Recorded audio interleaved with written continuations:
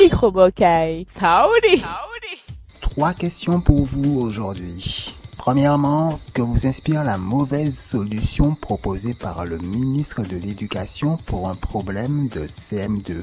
Le journaliste Jean-Jacques Bourdin a fait passer à Luc Châtel un petit test dans son émission Bourdin 2012 en ce début de mois de juin et le ministre a échoué. Deuxième question, faites-vous travailler votre cerveau en faisant des calculs mentaux dans votre vie quotidienne ou avez-vous le réflexe calculette? Mais d'abord, si vous voulez bien, testez-vous sur ce fameux problème proposé au ministre.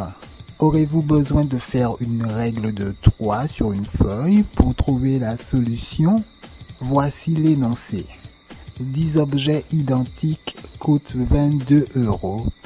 Combien coûtent 15 de ces objets? Vous êtes forte en calcul mental? Pas du tout. C'est simple, écoutez. 10 objets identiques coûtent 22 €. L'ensemble des 10 objets coûte 22 €. Combien coûtent 15 de ces mêmes objets? 15 de ces mêmes objets. Voilà, je sais pas. Alors, bon, il faut prendre la moitié de 22, qui est, La moitié de 22 qui est 11. et rajouter à 22, ça fait combien? Rajouter les 11 à 22, ça fait 33. Voilà, 33, c'était 33 €. Alors 10 objets coûtent 22 €. Ok, donc 15 objets, Identique. donc il faut rajouter la moitié. Donc 22 plus 11, 33. Exactement, bravo. On va vous tester si vous voulez. 10 objets identiques coûtent 22 €. Oui, Combien coûtent 15 objets? 220. Non, je reprends. Alors, 10 objets coûtent... L'ensemble des 10 objets identiques coûte 22 €. Combien coûtent 15 de ces objets? Je vous laisse réfléchir. 22 euros. Non. 22 € c'est le prix des... 22 € c'est le prix des 10. Combien coûte 15? Je suis nulle en calcul. Moi, je suis une historienne. Je suis pas une matheuse. En fait, ça fait 33. Il fallait prendre la moitié de 22, qui est 11, et D'accord. rajouter. Oui, d'accord. 33 € normalement. Bonne réponse. Attends. Parce que là, j'arrive pas à faire le calcul. Alors, 10 objets identiques coûtent en tout 22 €. Combien coûte 15 de ces objets? Ah, 30. Non, presque ça. Ah, 30, attends. 22. Ah, c'est 22. 22 fois. Je sais que je veux trouver la réponse là, mais c'est 10. 15, c'est le bien. 15, 30. Ça fait 20. 20 fois 30. C'est le 2 là qui me gêne. C'était 33. 33. Il fallait prendre la moitié de 22, qui est 11. Et 22 plus 11, ça fait 33. 10 objets identiques, vous dites? C'est 22 € en tout. 22 €. Alors moi, j'ai un cursus littéraire, donc franchement, calcul mental, j'ai pas été très fort à ce niveau-là. Donc je vais être franc avec vous, je ne vais même pas essayer de compter. Donc voilà. Mais en tout cas, venant du ministre de l'Éducation nationale, comme vous dites, c'est assez surprenant, puisqu'il est censé quand même avoir un parcours, on va dire,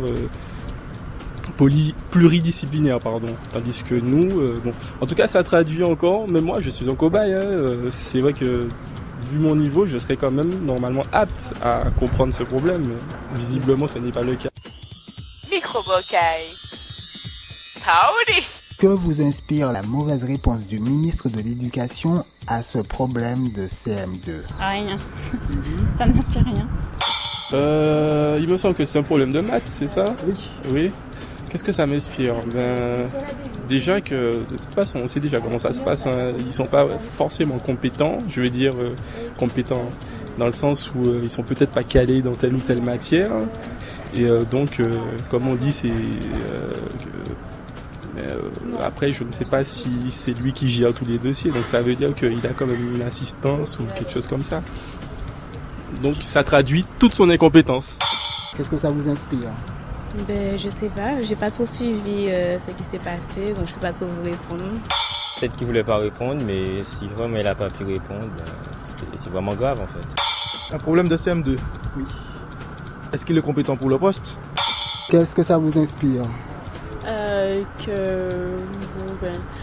Qu'il me semble qu'il n'a aucune idée de ce qu'il veut faire. Et puis, je ne comprends pas son programme d'avancer les vacances, de reculer les vacances scolaires pour que l'entrée se fasse en août. Ça, je ne comprends pas. Alors, vous avez des coups de gueule. Parlez donc à Luc Châtel, peut-être qu'il nous écoute. Ah non, je n'ai pas de coup de gueule à faire. Je veux juste lui dire que moi je ne comprends pas pourquoi il veut faire ça, parce que je trouve que ça ne sert à rien. Parce qu'il y a des gens, nous sommes en Martinique là, il y a nos familles qui sortent de la métropole, qui viennent nous voir, et puis nous, des fois, nous descendons pendant les grandes vacances, nous allons les voir. Donc ça sert à rien ça ne va pas améliorer l'éducation des enfants. Ce qu'ils devraient faire, c'est mettre plus de professeurs, plus de maîtres dans les écoles. Parce qu'à 30, lorsqu'un professeur a 30 élèves dans une classe, elle ne pourra pas gérer à elle toute seule. Donc ce qu'il devrait faire, c'est mettre plus de professeurs dans les écoles et diminuer le nombre d'élèves dans les classes. Maintenant que mademoiselle a fait son coup de gueule, on va maintenant la tester pour voir si elle s'y connaît en calcul mental. Voici le problème de CM2. 10 objets identiques coûtent 22 €. Combien coûtent 15 de ces mêmes objets? 10 objets de genre, chaque objet coûte 20 €, si j'ai bien compris, 22 €. Non, l'ensemble des 10 objets coûte 22 € et les objets sont identiques. Ah d'accord. Combien coûtent 15 de ces objets? Ah ben aucune idée, figurez-vous. Je suis très nulle en maths. C'était 33. Fallait prendre la moitié de 22 qui est 11. Et rajouter à 22, ça fait... Et rajouter à 33. Ah oui. J'ai déjà ma réponse, une idée de la réponse, mais est-ce que ça vous arrive de faire des calculs mentaux ou bien vous êtes fainéante et vous vous jetez sur la calculatrice à chaque occasion? Non, non malheureusement, je ne peux pas me permettre de me jeter tout le temps sur la calculatrice malheureusement, mais bon. Mais c'est vrai que des exercices comme ça, c'est très bon pour la mémoire. 5 plus 6. 11. 11 fois 3. 11 fois 3, 33. 11, merci. 11,5 fois 2. Ah non, je suis pas forte dans les virgules.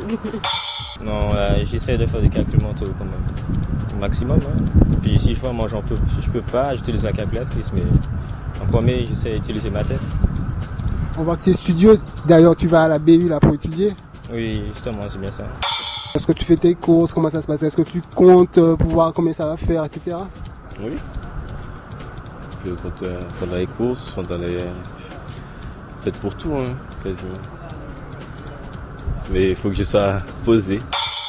Non, parce qu'on n'a pas tout le temps une calculatrice sur soi, donc oui, vous faites souvent des calculs mentaux, hein, sans même s'en rendre compte des fois. À quelles occasions comme ça vous arrive?